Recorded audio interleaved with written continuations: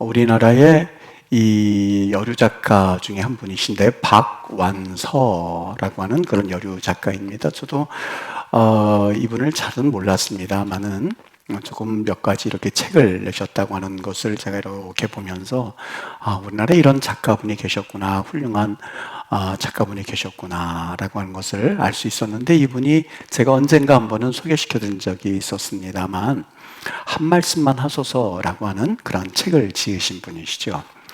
그분이 이 책을 짓게 된 동기가 있습니다. 어느 날 남편을 잃고는 이제 그 충격이 채 가시기도 전에 3개월 만에 자신의 아들까지 잃어버리게 됩니다. 여러분, 3개월 차로 자신의 건장했던 아들 그리고 남편을 떠나보낸 그 마음을 우리가 어떻게 다 헤아릴 수 있겠습니까마는 참으로 그 충격이 작지 않겠다라는 생각은 해볼 수 있겠죠.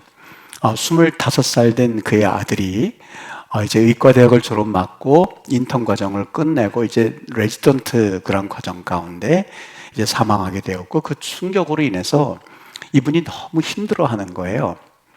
그래서 이 하나님께 대해서 자신의 아들을 데려가신 그 하나님께 대해서 이 글을 적었는데요.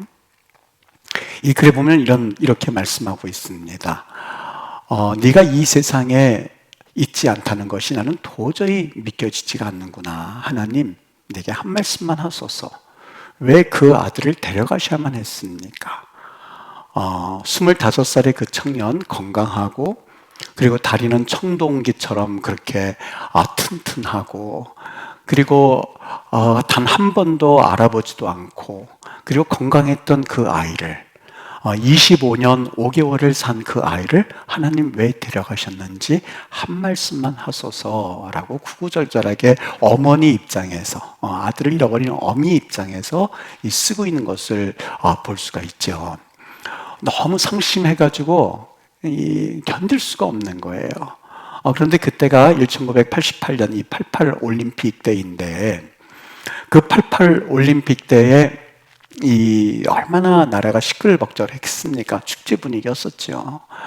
근데 그걸 이렇게 보니까 참 본인이 마음이 더 쓸쓸해지더라는 거예요. 내 아들을 잃어버렸는데 기차는 지나가고 있고, 내 아들은 잃어버렸는데 온 나라가 축제 분위기로 들썩들썩하고, 나는 아들을 잃어서 이 마음과 몸을 가눌 길이 없는데 사람들은 깔깔깔깔대면서 즐거워하고 있고, 그러니 그 마음은 더 쓰라리기만 하지요. 추운 바람이 불지요.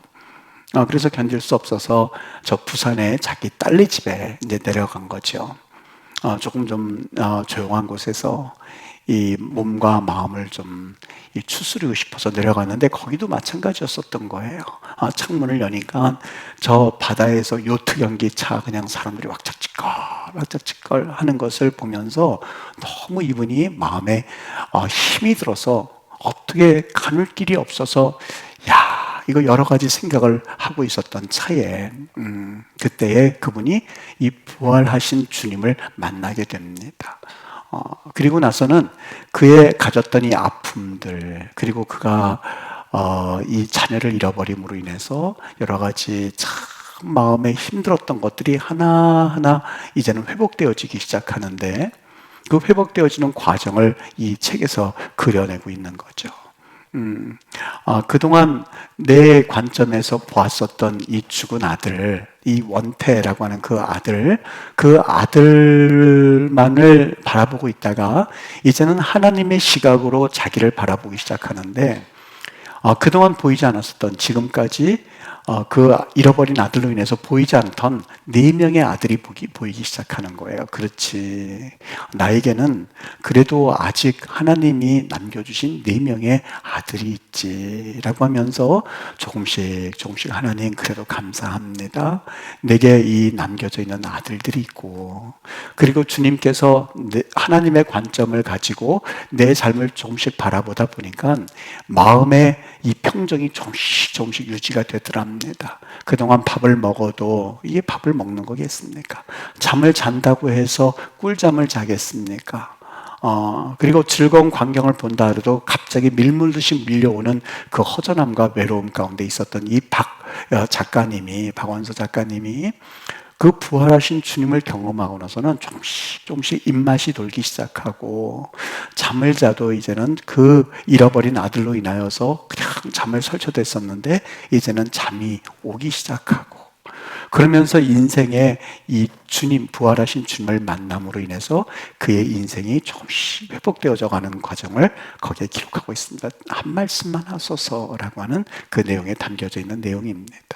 여러분, 오늘 이 박 작가를 여러분에게 소개시켜드리는 이유는, 그분이 주님을 물론 그 전에도 믿었습니다만은 그 엄청난 시련 가운데서 부활하신 주님을 만남으로써 그의 삶이 어떻게 바뀌어졌는가 하는 것들을 여러분에게 소개함으로써 우리는 과연 이 주님을 어떻게 알고 있는가라고 하는 것을 여러분과 함께 나눠보려고 합니다. 여러분, 주님을 아는 것과 또한 부활하신 주님을 체험하는 것과는 전혀 다른 이야기입니다. 많은 분들이 주님께서 나의 죄를 위해서 돌아가셨다, 그리고 그분이 3일 동안 죽음의 그 권세의 이 밑에 있다가 이제 그분이 3일 만에 살아나셨습니다 하는 그 사실은 다 알고는 있습니다만은, 이 알고 있는 것하고요, 정말 그 주님이 내 안에서 살아나셔서 그래서 나의 주인이 되시느냐라고 하는 것까지는 사실 구별이 되어진다는 것이죠. 부활신앙에는요, 세 가지가 있습니다. 과거, 그리고 현재, 미래 부활신앙이 있습니다. 이 과거 부활신앙이라고 하는 것은 예수님이 2000년 전에 그 이스라엘 땅에서 그분이 십자가에 못 박혀 돌아가셨고 3일 만에 부활하셨습니다. 우리가 그 사실을 알고 있습니다 라고 하는 것은 이 과거 부활신앙입니다. 그분이 로마군에 의해서 여러 가지 고난을 받으시고 로마군에 의해서 여러 가지 핍박을 받으셨다가 이제 그분이 정말 억울한 죽음을 죽으셨지만 그것이 우리의 죄를 위해서 죽으신 것입니다는 것을 내가 믿습니다. 그런데 그분이 죽음 가운데 계신 것으로 끝난 것이 아니라 다시 살아나셨다는 것을 믿습니다. 그분은 분명히 그렇게 하셨습니다라고 하는 것은 그것도 믿음의 한 부분이긴 합니다만 그건 어디까지나 과거 부활신앙입니다. 또 우리가 이렇게 살다가 이제 하늘나라에 올라가면 우리의 썩어질 육체는 이제 부활의 몸으로 다시 우리는 살아날 것, 회복될 것을 믿습니다. 눈물, 근심, 고통이 없는 지금은 우리 이 세상과는 다른 새로운 몸으로 우리 부활될 줄 믿습니다. 우리의 썩어지고 없어질 육체는 이제 새롭게 영원히 살 육체로 우리는 살아날 것을 믿습니다 하는 그 부활신앙은 미래의 부활신앙입니다.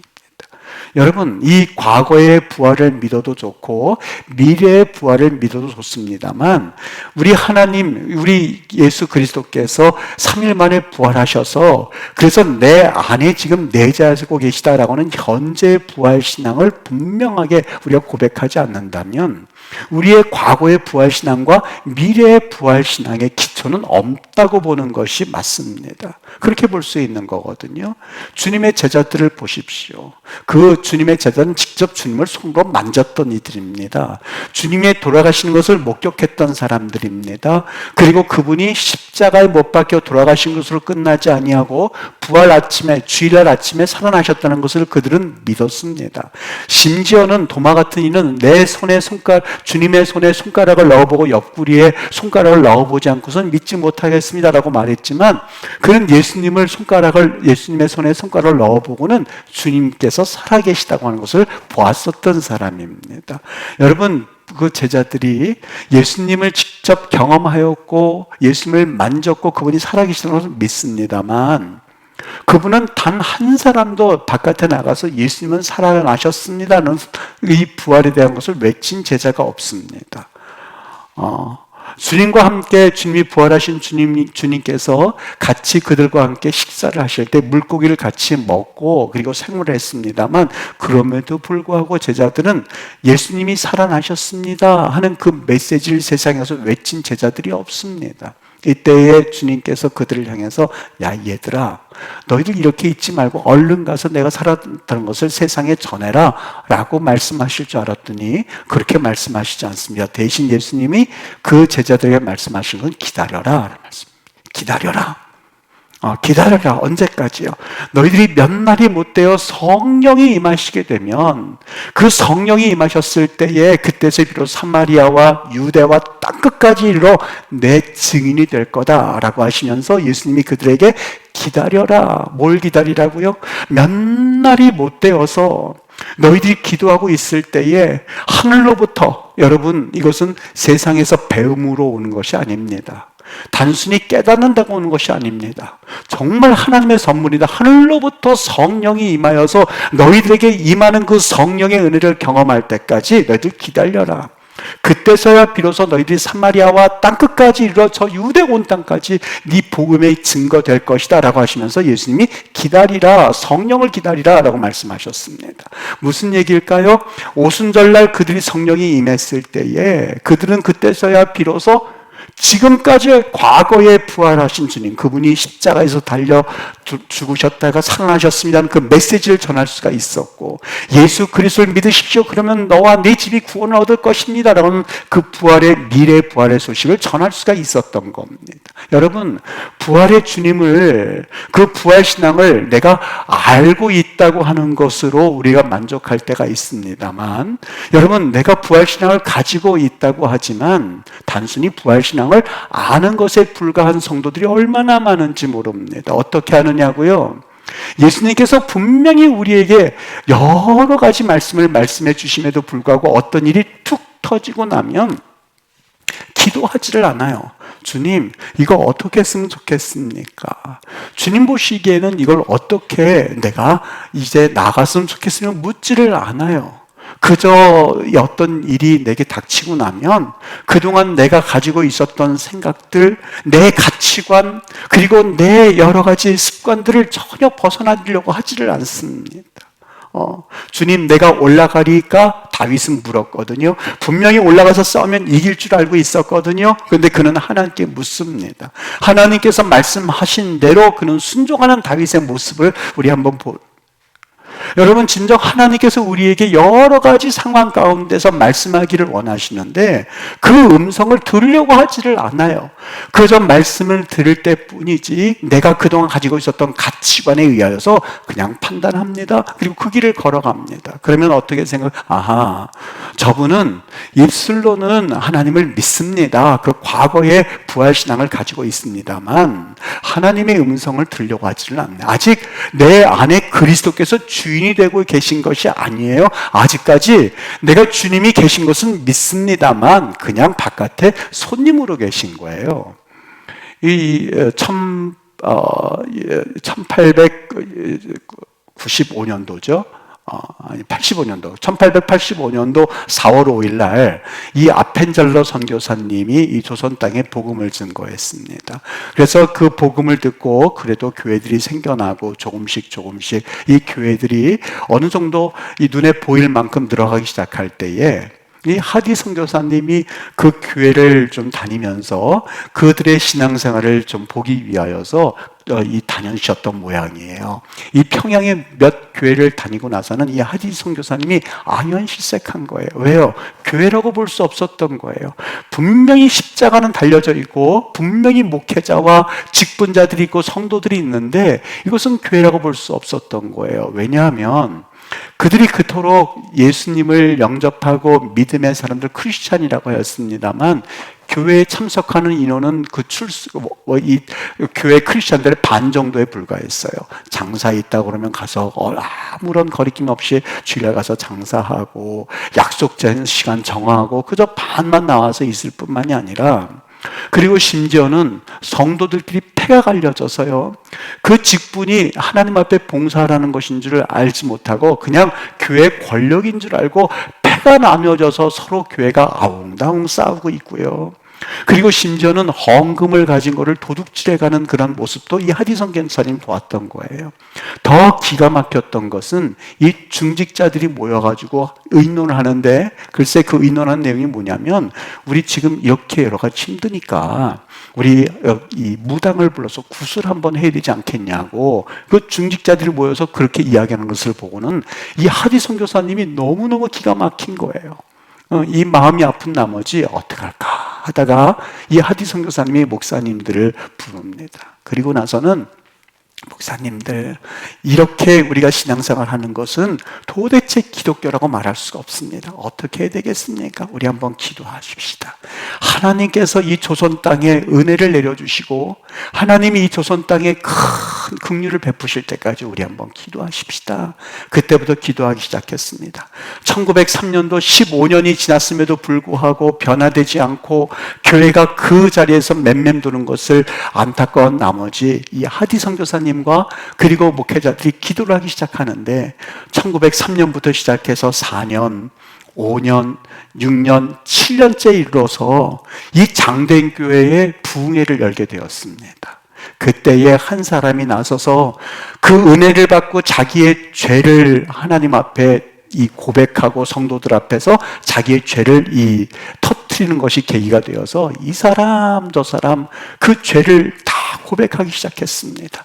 마치 하늘이 뚫린 것처럼 그 엄청난 성령의 역사를 이 장대현 교회에서 경험하게 되었던 거예요. 그리고 나서는 이 성령의 은혜를 경험하고 나서는 이 교회들이 바뀌어지기 시작했는데요. 그때 선교부에서 본국의 이 전송에서 조선 반도의 신앙인들이 1907년도 장대현 교회의 부흥의 역사를 기점으로 해서 어떻게 바뀌어졌는지를 써보냈는데, 지금까지 그들이 기도를 하는데 이 선교사들이 기도하는 것보다 이 조선반도의 사람들이 기도하는 걸 우리가 따라가지 못하겠다는 거예요. 선교사님들이 그들이 전도의 불길이 불기 시작하는데 우리가 감당이 안 된다는 거예요. 그리고 또 특별히 성도들 가운데서 이 빚을 진 사람들이 있는데, 과거에는 이 조선 사람들 중에서 참 못된 사람들이 많았었던 모양이에요. 어떻게든지 돈을 꿔가지고 안 갚고 이런 사람들이 있었는데 그 돈을 갚기 시작하는 거예요. 찾아가서 내가 빚 졌는데 이거 갚아. 이렇게 하면서 성도들이 바뀌어지기 시작했던 거예요. 시어머니 며느리가 화해하기 시작했고, 성도들과 성도들이 그저 직분 때문에 싸우고 가던 것들이 하나가 되어지기 시작했고, 이런 엄청난 역사가 일어나면서부터 그때부터 교회는 부흥하기 시작하고 있었다는 거예요. 여러분 어떠십니까? 우리의 신앙은 하나님의 성령이 우리를 붙잡아서, 그래서 진정 그분이 살아 숨쉬는 놀라운 우리의 도구가 되어야 할 터인데, 우리는 과연 그분을 우리의 살아계신, 현재 살아계신 부활하신 주님으로 모셔드리고 있느냐 하는 거예요. 만일 그분이 우리의 삶의 주관이, 우리 마음 가운데 있는 그 자리에 그분이 주인 되셔서 앉아있는 것이 아니라, 과연 주님은 그냥 손님으로 와 계시고 내가 거기에 주인 자리로 앉은 채 나는 신앙생활을 잘하고 있다고 착각하는 것은 아닌가 하는 것을 성경에서 우리에게 묻고 있고, 그거에 대한 답변을 원하고 있는 겁니다. 여러분, 그 영국에 영국이 부흥했었던 때가 이 빅토리아 여왕 시대였습니다. 그런데 이 빅토리아 여왕의 믿음이 참 좋았다고 해요.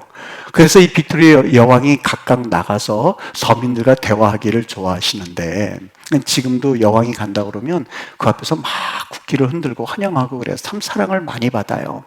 근데 이 빅토리아 여왕이요, 이 서민들과 대화를 하는 중에 믿음이 좋은 그런 여성 성도와 대화를 하게 되었다고 합니다. 그래서 그 집에 찾아가서 대화를 하는데 얼마나 믿음의 대화를 잘 하시는지 빅토리아 여왕의 마음이 흡족했던 거예요. 그래서 한 가지 이 성도에게 질문을 던졌는데, 지금까지 당신 집을 찾아온 중에서 가장 귀한 손님이 있다면 누구이셨습니까? 라고 물으니까 이 성도님이 지금까지 그 빅토리아 여왕이 그 질문을 던진 건 어떤 의도겠어요? 네, 우리 가정의 가장 귀한 손님은 바로 예수 그리스도 그분입니다 하는 그 이야기를 듣고 싶었던 거죠. 그랬더니 이 주인이 뭐라고 그러냐면, 여성도가 우리 이 가정에서 제일 귀한 손님 바로 당신이었습니다. 빅토리아 왕 당신이었습니다. 그랬더니 이 빅토리아 여왕이 너무너무 마음이 좀 안 좋아서, 아니 당신 집에 가장 큰 귀한 손님은 바로 예수 그리스도 아닙니까? 라고 물었더니요,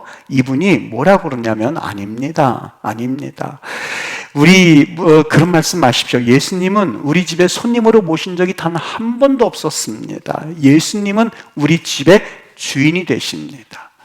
예수님을 우리 집에 한 번도 손님으로 생각해 본 적이 없습니다. 처음부터 예수님은 우리의 주인이 되시고 예수님은 우리의 주인 되시는 분이기 때문에 우리는 그분을 우리 집의 최고 우선으로 섬기는 그런 분입니다 라고 대답을 했다고. 이 빅토리아 여왕이 너무너무 감동을 받았다고 해요. 여러분, 그렇습니다.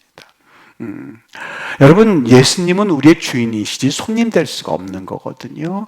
정말 예수님이 실제적으로 우리 삶에 있어서 여러분 가정에서 주인이 되고 있느냐라고 하는 그 예수님의 질문에 대해서 여러분 정말 자신감 있게, 네, 우리가 무슨 일을 결정할 때 예수님 뭐라고 생각하세요? 그분이 원하시러 따라가고 있고, 우리가 재정적인 것을 쓸 때도 예수님 이거 원하세요? 예.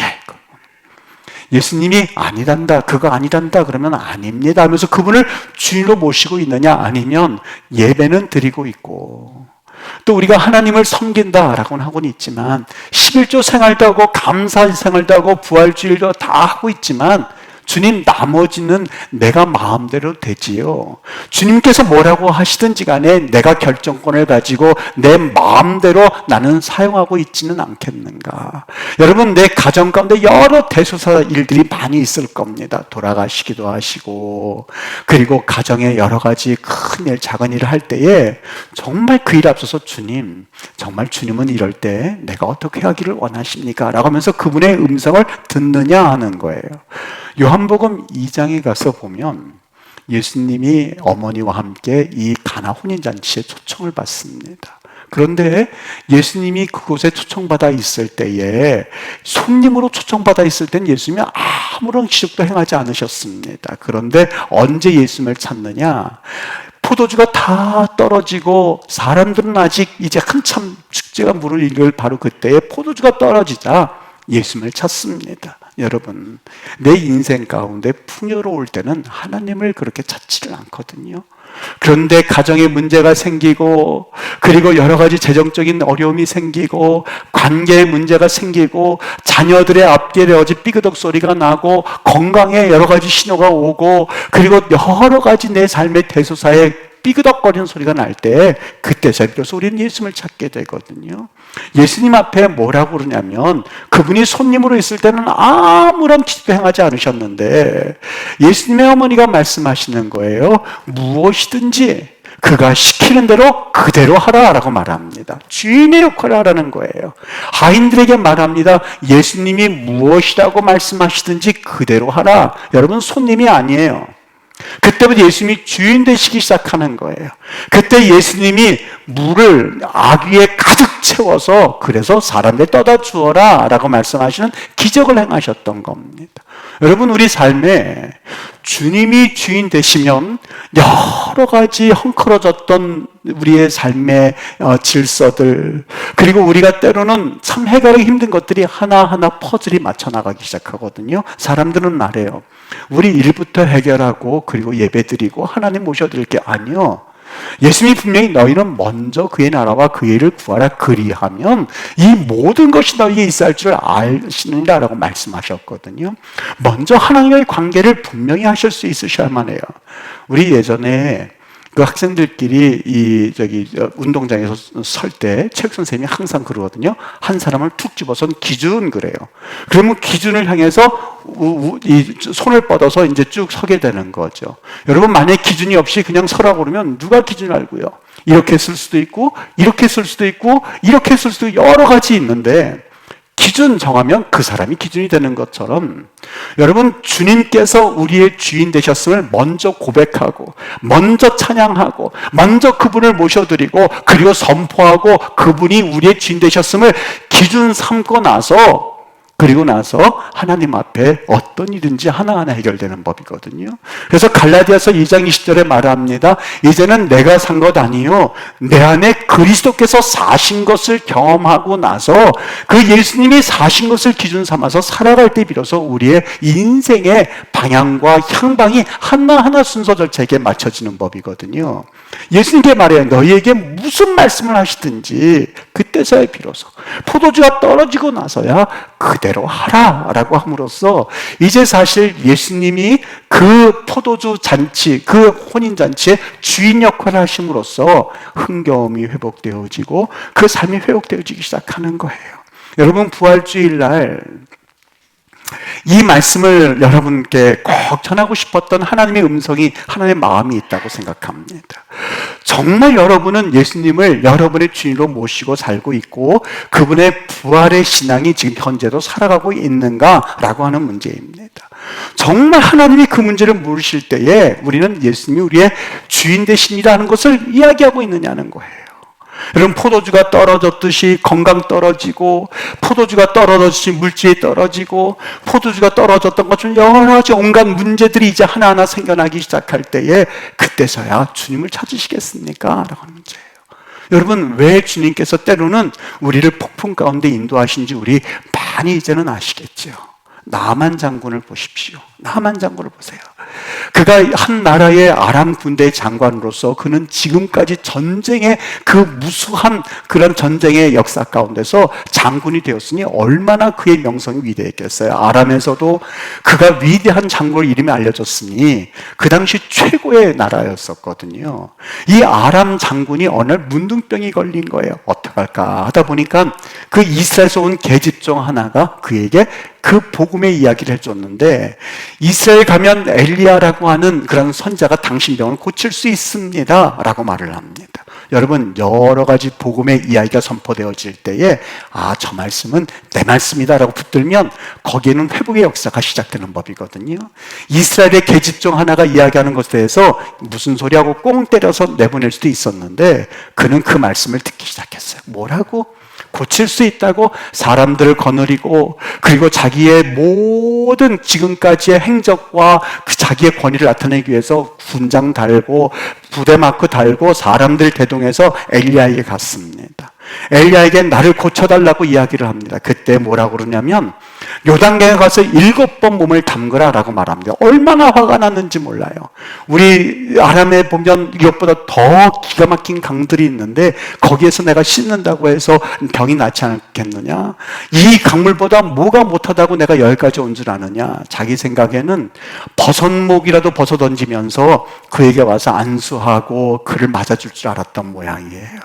여러분, 그런데 그만 모르고 다 알고 있었어요. 뭐를요? 그는 지금 엘리야에게 자신의 위치를 보여주고 그에게 자신의 위치를 알려주기 위해서 온 게 아니었었어요. 그는 병자였었어요. 문둥병자였었어요. 그의 여기 온 목적이 뭐예요? 문둥병 고치는 거였었어요. 하인들은, 그의 종들은 그걸 알고 있었어요. 참모들은 알고 있었어요.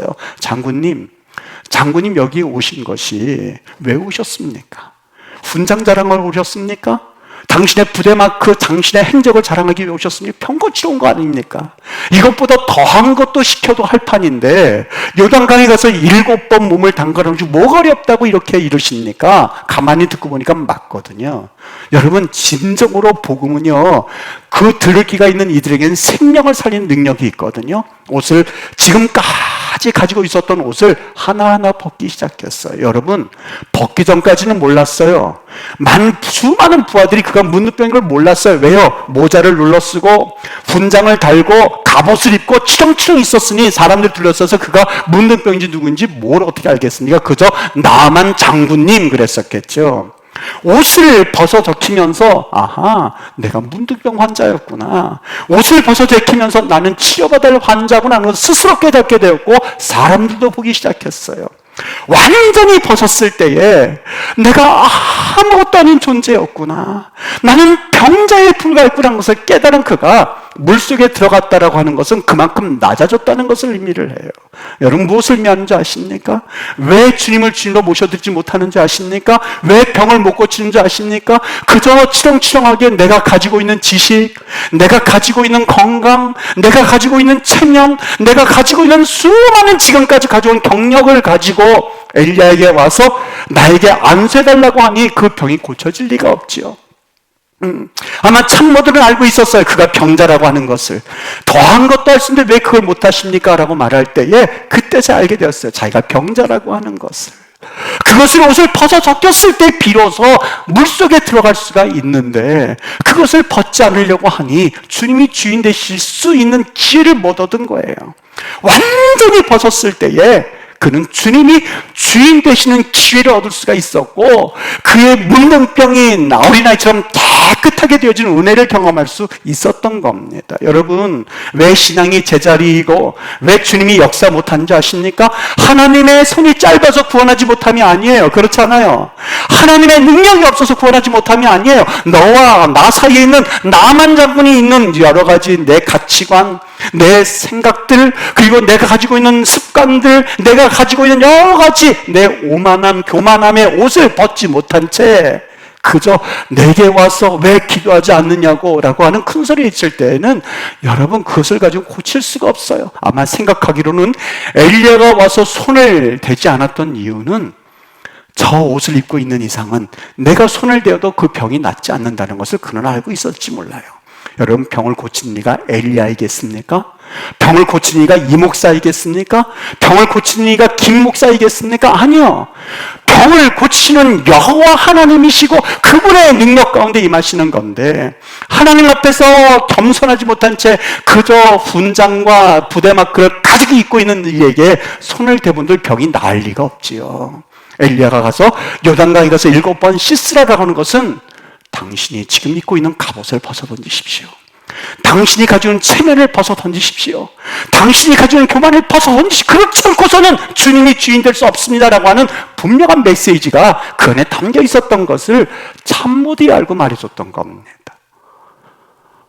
모세가요 40년 궁중생활을 하고 40년 이제 광야 생활을 하고 나서는요, 그리고 나서 80년 되었을 때 하나님이 그를 부르세요. 모세야, 모세야. 떨기 불고 떨기 나무 가운데서요.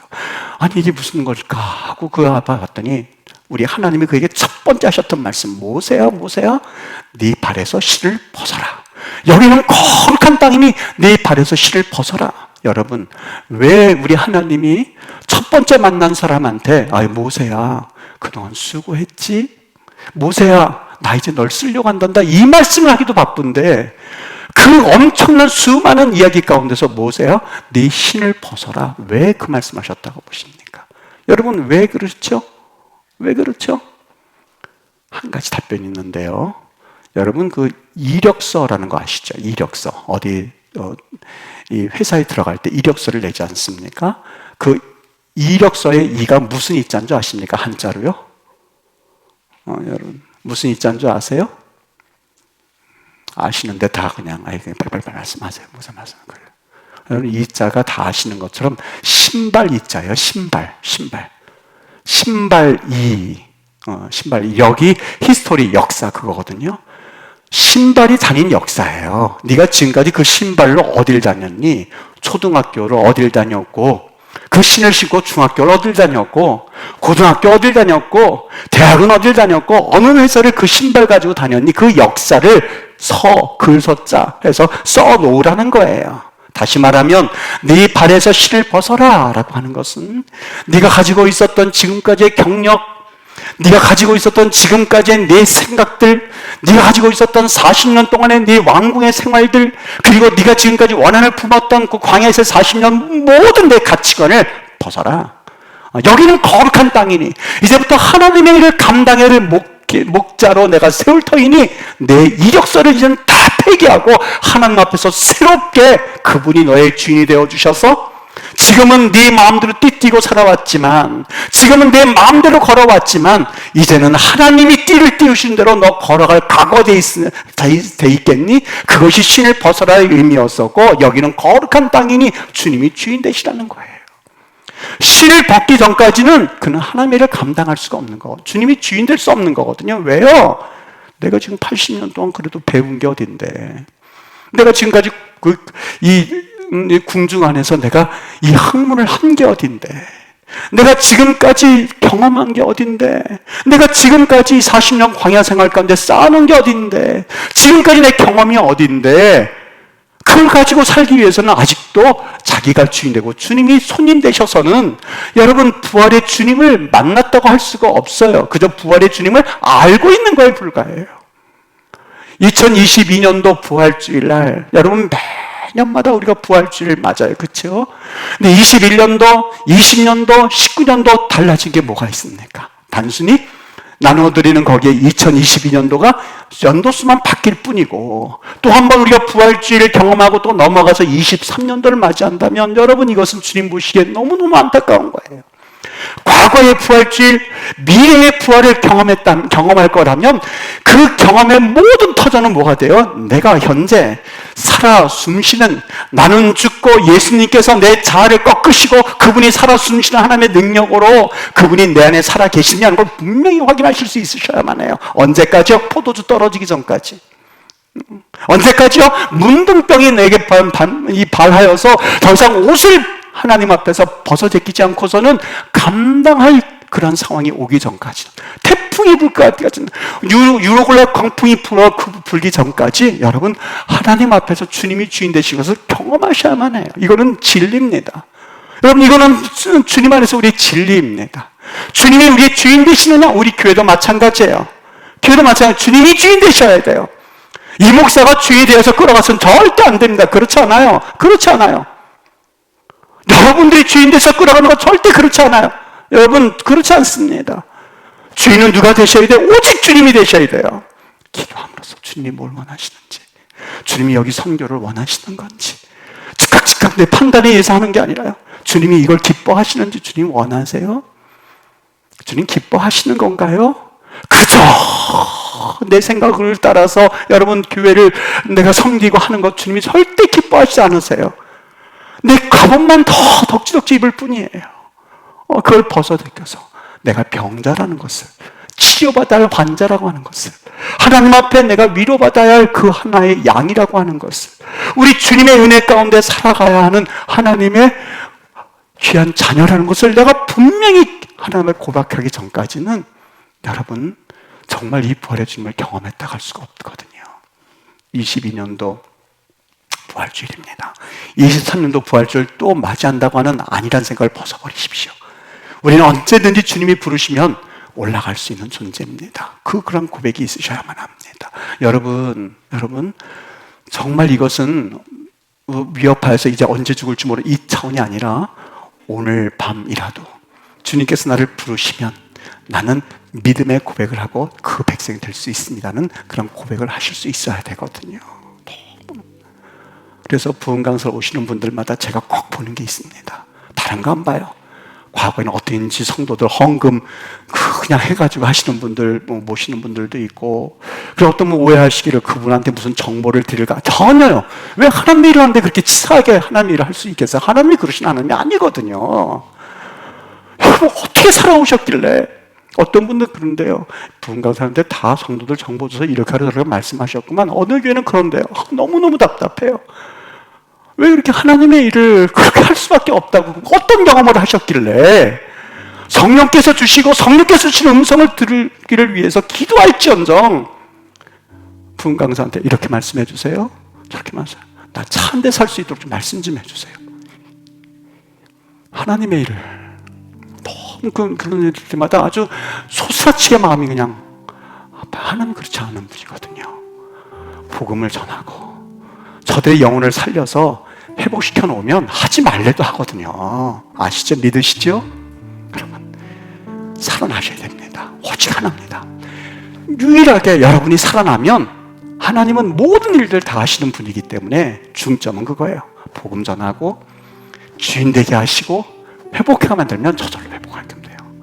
부흥강사님 어떤 얘기를 하시든지 간에 오해하지 말고, 저거 하나님이 참 우리 교회 알지도 못하시는데 저런 말씀하시는 거 보면 하나님의 역사구나 하는 걸 믿으시고 하나님 나아가시면 역사 일어날 겸돼 있고 하나님 일하십니다.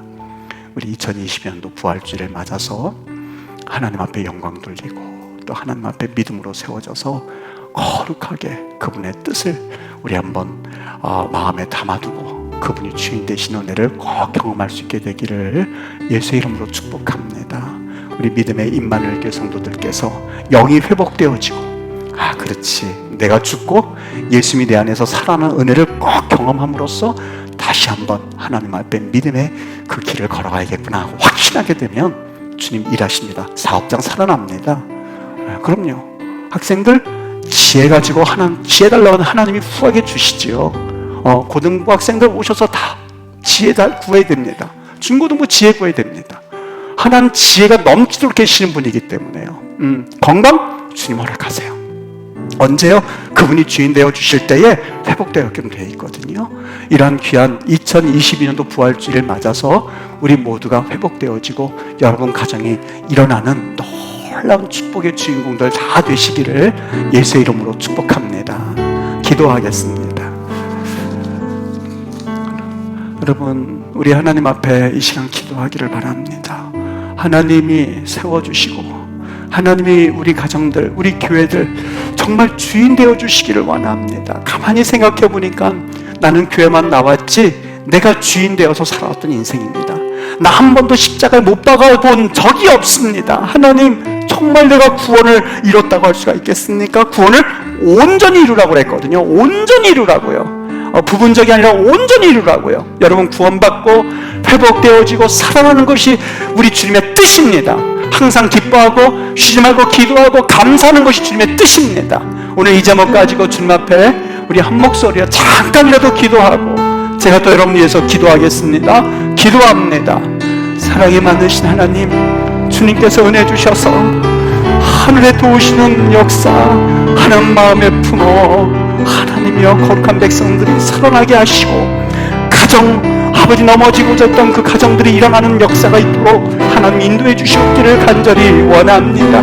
아버지 하나님, 생명의 면류관을 아버지 우리에게 주시고자 이 귀한 하나님의 은혜를 믿음으로 세워주셨으니 아버지 담대하게 믿음으로 주님 앞에 고백하는 주의 백성들 삼아 주시기를 간절히 원합니다. 아버지 하나님, 2022년도 부활절을 맞아서 하나님 아버지여 진정 쓰러지기 일보 직전인 가정들이 일어나게 하시고 아버지 하나님을 떠나기 일보 직전의 영혼들이 살아나게 하셔서 하나님 아버지 다시 한번 회복의 역사가 나타나도록 은혜 내려 주실 줄 믿습니다. 감사하며 예수의 이름으로 기도합니다. 아멘. 아멘. 다 같이 와서 성령하겠습니다.